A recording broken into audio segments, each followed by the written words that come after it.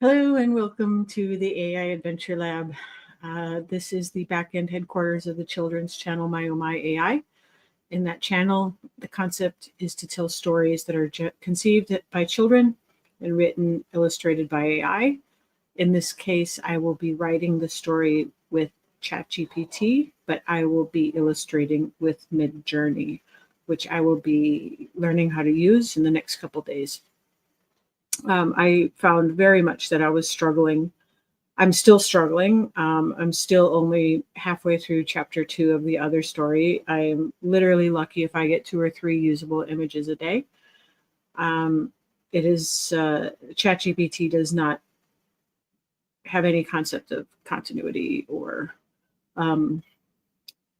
saving characters, or it's just not a character-driven engine. It's just not usable. So I'm going to be continuing that one. I will finish that one. I am determined to finish that story with ChatGPT. But on the side, I'm taking a little break and I'm doing one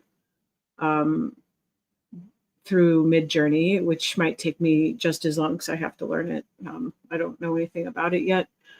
I guess anyone tuning in can find out with me. But anyways, so what we did earlier today was I workshopped with Livia Fair, my daughter, and we she conceived a story. I kind of prompted her along, helping her to, kind of directed ideas, brainstorming what to do. And so she came up with some concepts. I think we have about 6 chapters, children's book chapters. I mean, these aren't, this isn't the Great American Novel, but it looks like a pretty good children's book or children's graphic novel, which is what it's going to turn into. And I'll just bring it up here. So the working title right now is Bob and Quacky Go Through the Potato Portal, or the Potato Portal. The chapters are, so in the first instance, we have a frog and a potato. The frog's name is Bob. There's a rubber duck who's alive. Quacky is his name. The potato, they have a potato, the frog and the potato. The potato is a grappler and a teleporter, and I had to figure out what a grappler was, but I think she meant it's a grappling hook that you can use this potato for. And also a teleporter. I'm not sure how that's going to work out. We'll figure it out later. They do go through some dimensions. The first one is the dimension of dragons, where they try to get potions to give you dragon wings. You can get dragon pets, and you can try to win the gold medal in a dragon race. You ride a dragon. So that's the first one. Second one is a world of potatoes, where everything is obviously made of potatoes. And there's a potato planting contest of whoever has the biggest potato wins the gold medal. And there's kind of maybe a side calculation with how much care you put into it. I think that factors in. So it's not just the biggest one, but how much care you put into it as well is also a factor in the contest. The third world is a giant library that goes on forever, and you need to help everyone in that library find a book or find the book that they want. It could be in a shelf, it could be hiding because it doesn't get used. And the goal is to help everyone in the library find their book. There are 10 people in this library that goes on forever, but only 10 people are there. I remember that Doctor Who episode. Oh, something's ringing a bell here about a library. Anyway, the fourth world is the cat in a cat world, where they need to compete in a cat show. First, they need to adopt a cat, then attend the cat show, where they get judged on pretty fur, eyes, etc. These cats are sentient and can talk with people and use their own language. This is an elimination game, sort of like, I suppose, Survivor, voted off the island. I did find out later that these cats are space cats. So this will be kind of a futuristic world, the fourth world. I didn't note that here. And then they go home and they have dinner. they go back to their own place, they have dinner, and then they find out some of the space cats have come back with them. They need to hide them. Now, this was very confusing for me. I may have to make some stuff up on my own because I'm not sure I still fully understand what's going on here. The space cats have come through. They need to hide the space cats because if anybody from their own world were to find the space cats, then they would know traveling between dimensions is possible. And I'm not sure exactly why that would be bad, but we'll have to figure that out later with chat. And then we wrap up with some statements of things that we know. And I personally know a lot, so maybe we can make some statements there. Chat, I'm sure, knows even more. So let's just get right down to it. This is the concept. And in the next hour, we will have a story. Okay, so I'm going to come over to chat. I do have I do have chapter 1 here. I should probably let's do a new chapter 2. I don't work with Google Docs very often. I get kind of lost. All right, so I think we want to rename it Story 2, Chapter 2. And I think this is going to be Dragon World. And then Chapter 1 is going to be setting up the story. So Chapter 1, setting it all up. Okay, so let's come over to chat. Oh, by the way, it is Christmas Eve still, 2024. I have some adult grape juice. I might have some now.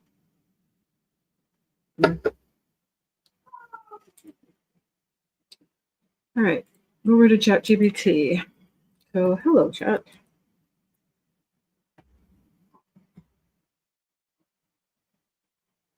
How do I want to respond? This is that wants to know if I like the emoji. Sure, why not? Okay, so how can I assist you today? Need to write a children's story from a concept. All right, so I'm going to tell it the 2 characters plus the potato. So the first character is a small frog named Bob. A small frog named Bob. Second, Bob has a potato that can be used as a grappling. See, she said grappler, but a grappler to me is like a wrestler, like grapple. So I'm going to say grappling hook. And if you swing it around, let's just say you swing it around, wraps around your body, and then you can teleport. So it wraps around your body, and you can teleport to another dimension.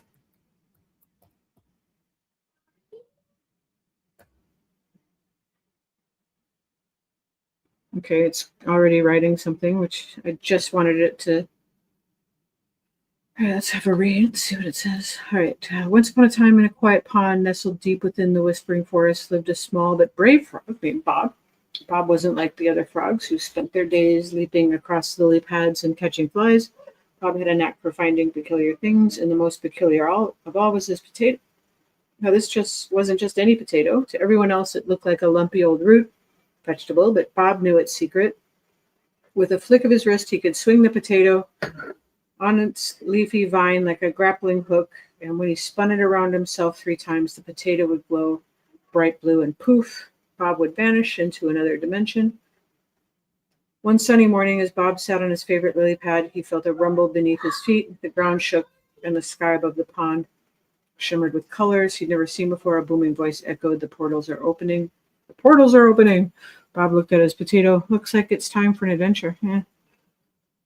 Yeah. Pretty good down to about here, I think.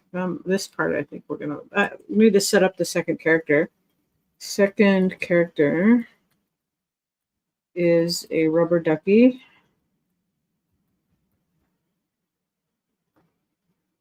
Named Quacky.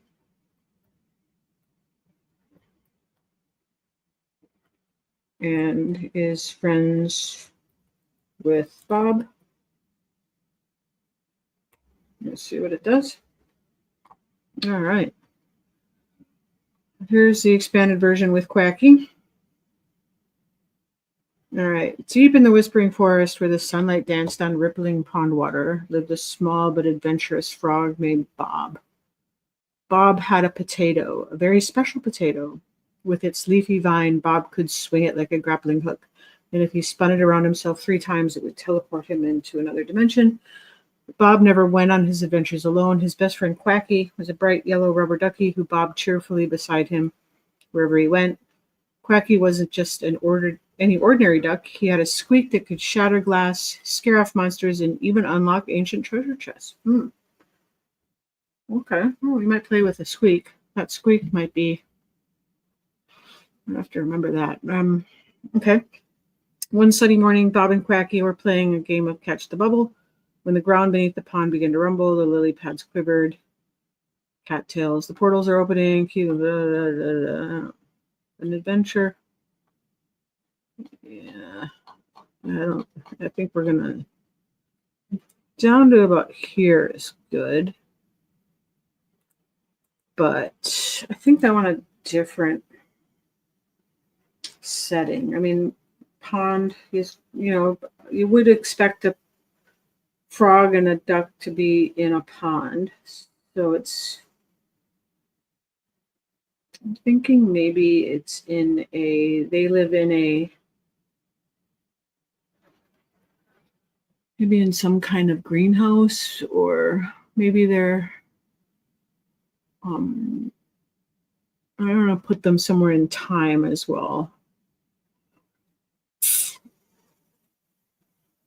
I think we'll do, they live in a greenhouse. Okay, they live in a greenhouse, a large greenhouse,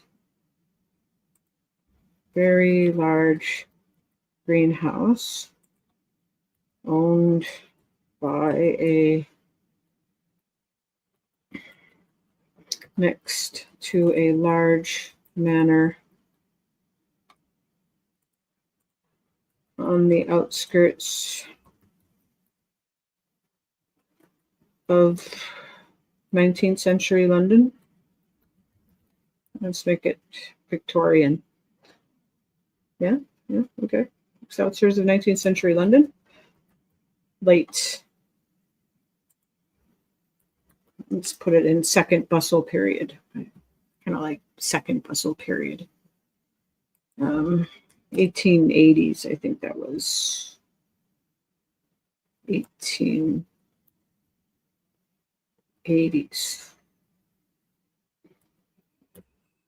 All right, let's see what it says about that. In the misty outskirts of 1880s London, where the cobblestone roads led to a grand estate shrouded in ivy, there stood a sprawling manor with an even grander greenhouse. The greenhouse was a maze of towering glass walls, lush vines, and exotic plants. It was here, in the damp warmth of the greenhouse, that Bob the Frog and his best friend Quacky, the rubber ducky, made their home. Bob wasn't like the other frogs who hopped about in the garden ponds of London. For one, he had a potato, not just any potato, it was a potato with powers. When swung like a grappling hook and spun 3 times, it could open portals to other dimensions. And yeah, now we're getting into some Okay, so that's okay. I'm starting to like where we're going. I think there needs to be a little girl that plays with the frog and owns the little ducky, sort of Christopher Robin-ish. That's okay. So I'm gonna say the ducky is owned by a little girl with a giant imagination, and she is the daughter of the Lord, I guess. I don't really like Lord. It sounds very feudal. Of the owner of the owner of the estate. Let's just see what it comes up with. Owner of the estate, and she plays with the frog and the duck on gloomy English winter days.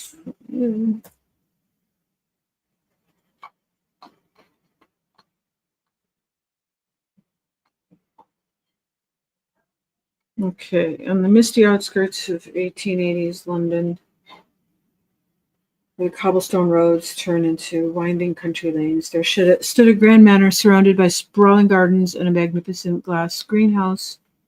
In that greenhouse lived Bob, a clever little frog with a magical potato, his best friend Quacky, a bright yellow rubber ducky with a mighty squeak. Yeah, you have to remember the mighty squeak. Okay, they weren't alone in their adventures. The manor's owner, a wealthy industrialist, had a daughter named Lucy. Yeah, we're going to change that. Lucy was a curious, spirited girl with a giant imagination. On gloomy English winter days when the skies hung low and gray, Lucy would escape the cold manor to play in the greenhouse. There she created endless stories, dreaming up magical worlds with Bob and Quacky as her companions. Need a better, need a better name than Lucy. I do like the name Lucy, but it's just too C.S. Lewis. It's just we need a better name. Change the name to another Victorian girl name. I can't think of anything right now.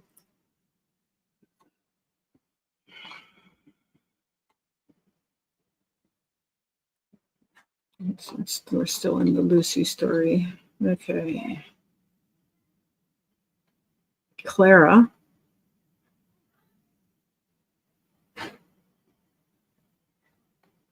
Kind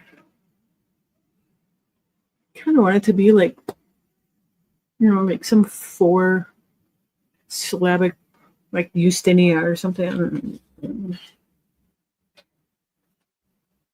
Can her name? What's a good Victorian girl's name with 4 syllables?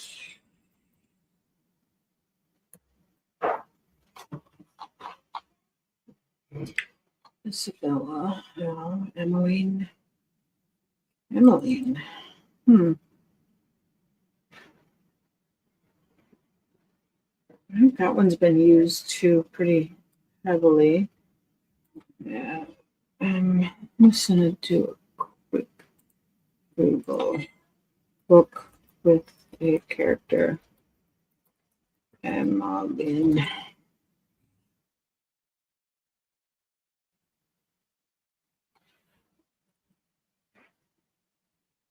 Yeah, it looks pretty used. All right, maybe it's all right. It's just a stupid little.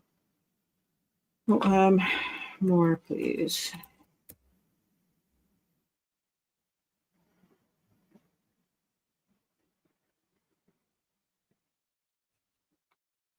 It was big on flower names. Flower names.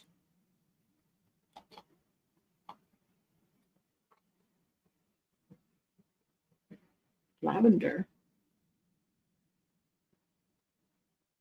Okay, Lavender it is. Okay, the girl's name is Lavender.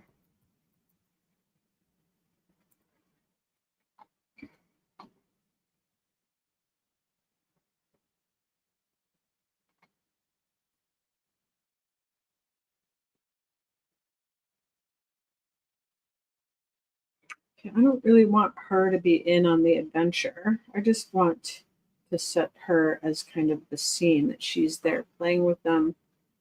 All right. Okay, so I don't want Lavender to be in the adventures, just to set the scene in the greenhouse.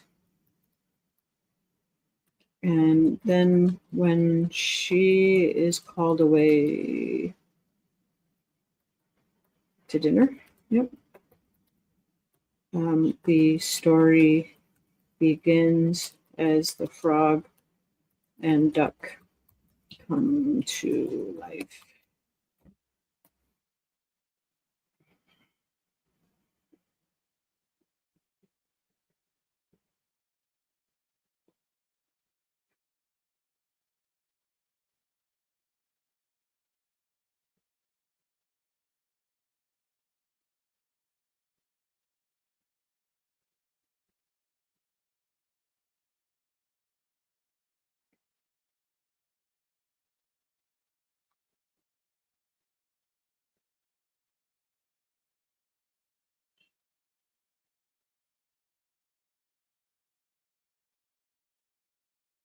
This is getting good. All right, I'll just read through it here. It does need some work, but I think we've got our first chapter, more or less. It does need a little tweaking. So, on the misty outskirts of 1880s London, where cobblestone roads met sprawling countryside, yeah, that's got to change. So, the Grand Manor, surrounded by gardens and a magnificent glass greenhouse. Inside the greenhouse, exotic plants twisted toward the sunlight, filtering through frosty panes. Two unlikely companions, a frog named Bob and a rubber ducky named Quacky, waited patiently for the world to grow quiet. The greenhouse was their home, but it was never lonely, for the manor's young resident, Lavender, brought life to every corner. Lavender was the daughter of the estate's wealthy owner, a bright-eyed girl with a wild imagination and a kind heart. On gloomy winter afternoons, when the snowflakes tumbled out softly outside, Lavender would sneak into the greenhouse to play. Her favorite pastime was weaving stories about her friends. Bob, the clever frog with a penchant for mischief, and Quacky, her faithful rubber ducky. Lavender had no idea her stories weren't just make-believe. Bob, Lavender said one overcast afternoon, sitting cross-legged on the greenhouse floor, you're the smartest frog in the whole world, and you've found a potato that can open a secret doorway.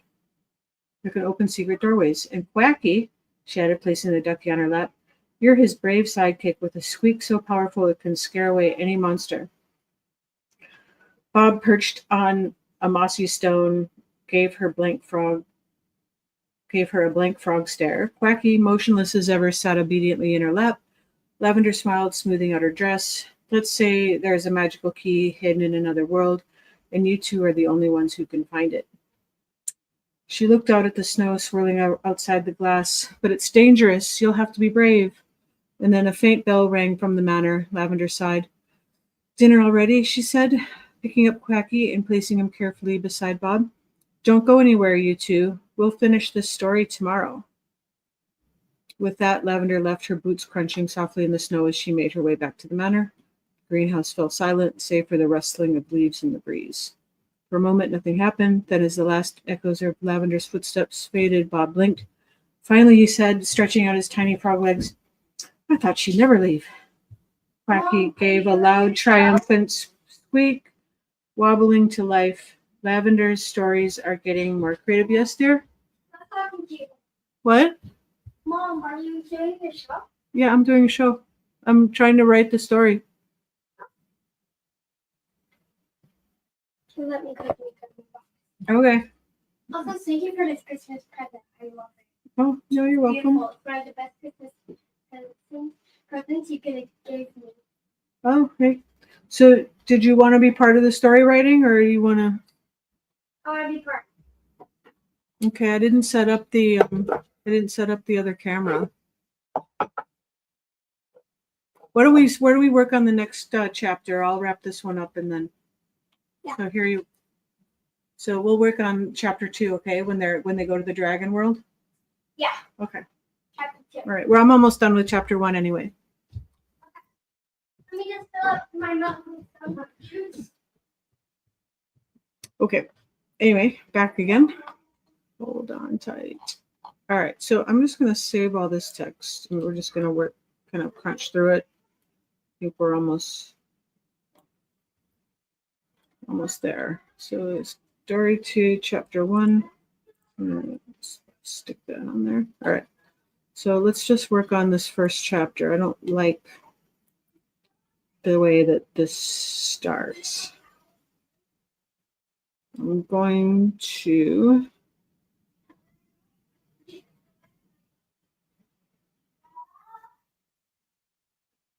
all right, let's just bring this back. All right, I want to work on this I want to work on the first chapter.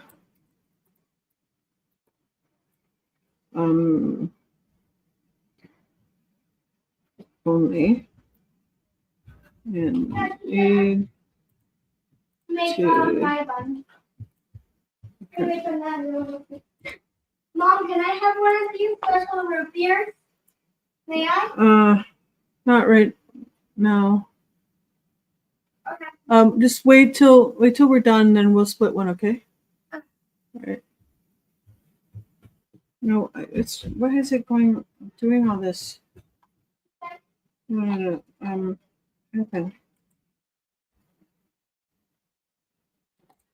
No. I don't know what happened here. I was paying attention to something else.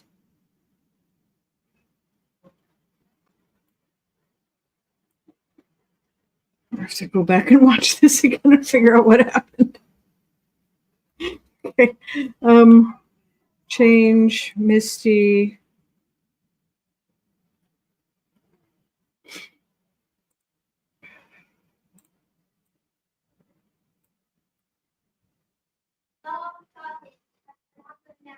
Okay. Change. So can you change the first sentence to be late Victorian London and not 1880s.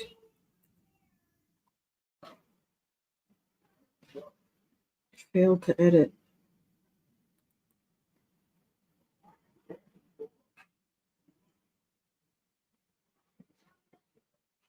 Oh, I see what happened now. Okay. Seems the specific sentence could not be found in the document.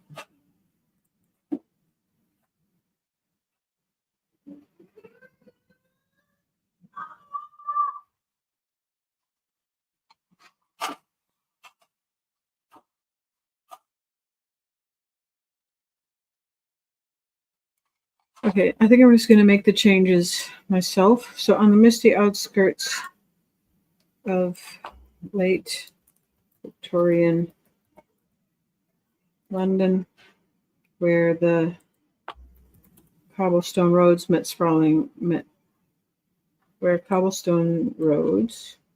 the sprawling countryside. Stood a grand manor surrounded by gardens and a magnificent glass greenhouse. Inside the greenhouse, exotic plants twisted toward the sunlight filtering through the frosty panes. Two unlikely companions, a frog named Bob and a rubber ducky named Quacky, waited patiently for the world to grow quiet. Okay. The greenhouse was their home, but it was never lonely, for the manor's young resident, Lavender, brought life to every corner. Lavender was the daughter of the state's wealthy owner.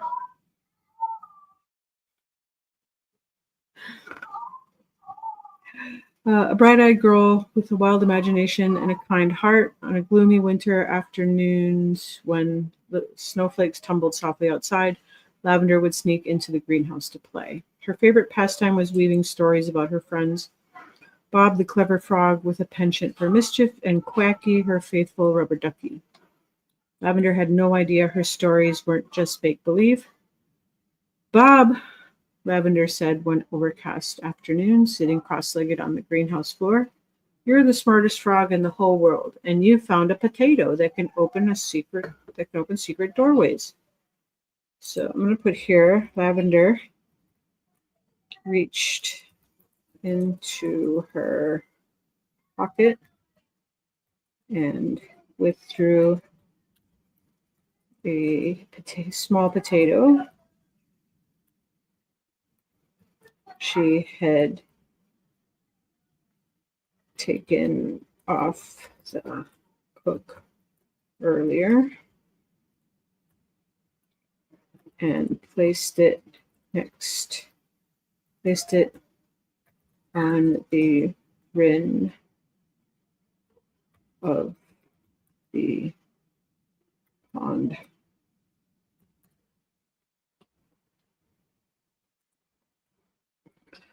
Threw a small potato she had taken off the cook earlier. Probably need a comma there. And placed it on the rim of the pond. And Quacky, she added, placing the ducky on her lap. You're his brave sidekick with a squeak so powerful it can scare away any monster. And so she squeezed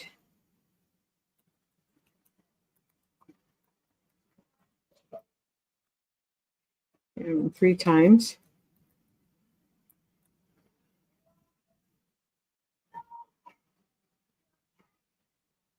To fill the air with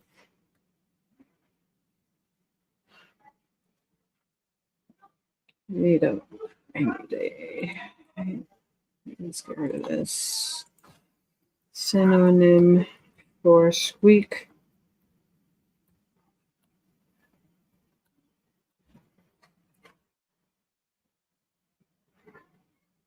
Screech. All right.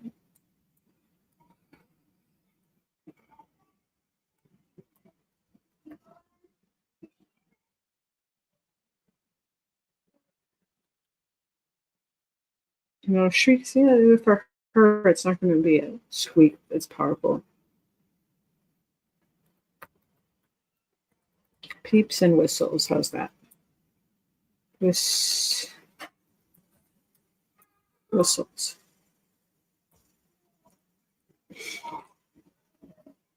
Bob, perched on a mossy stone, gave her a blank frog stare. Quacky, motionless as ever, sat obediently in her lap. Lavender smiled, smoothing out her dress. Let's say there's a magical key hidden in another world. Wonder, it's like setting up another plot line. Magical key. Do I want to keep that or not? For now, I'll leave it in. All right, let's say there's a magical key hidden in another world. You two are the only ones who can find it. She looked out at the snow swirling outside the glass, but it's dangerous. You'll have to be brave. Just then, a faint bell rang from the manor. Lavender sighed. Dinner already, she said, picking up Quacky and placing him carefully next to Bob. Don't go anywhere, you two. We'll finish this story tomorrow. With that, Lavender left, her boots crunching softly in the snow as she made her way back to the manor. The greenhouse fell silent, save for the rustling of leaves in the breeze. For a moment, nothing happened. Then, as the last echoes of Lavender's footsteps faded, Bob blinked. Finally, he said, stretching his tiny frog legs. I thought she'd never leave. Quacky gave a loud, triumphant squeak, wobbling to life. Lavender's stories are getting more creative, Bob mused, hopping down from his perch. A magical key hidden in another world. He glanced at the potato resting nearby. Its leafy vine twitched faintly, as if it had heard every word. The potato began to glow softly, humming with energy. Bob's eyes widened. Well, I suppose there's no harm in seeing if she is right. Quacky squeaked excitedly and waddled closer as Bob grabbed the potato's vine. Swinging it in a wide arc, he wrapped the glowing vine around himself and Quacky. Hold on tight, Bob croaked. With a burst of blue light, the greenhouse vanished and the adventure began. Okay, I mean, what's a good setup to the story? I'm not sure about this whole key. I think I'm gonna think about that key. Maybe we have to change that. I think. I don't know. I'll work through the next few chapters, and then as those come together, we'll see if we can work that key in there or not. I'll talk to Livia about it, see if she likes the key idea. Okay, so be back shortly. This was chapter 1. I was hoping to kind of do the whole thing, but I think I'm going to leave it here, and I'll go set up the studio for Liv, and we'll work through the dragon world. Okay, so be back shortly.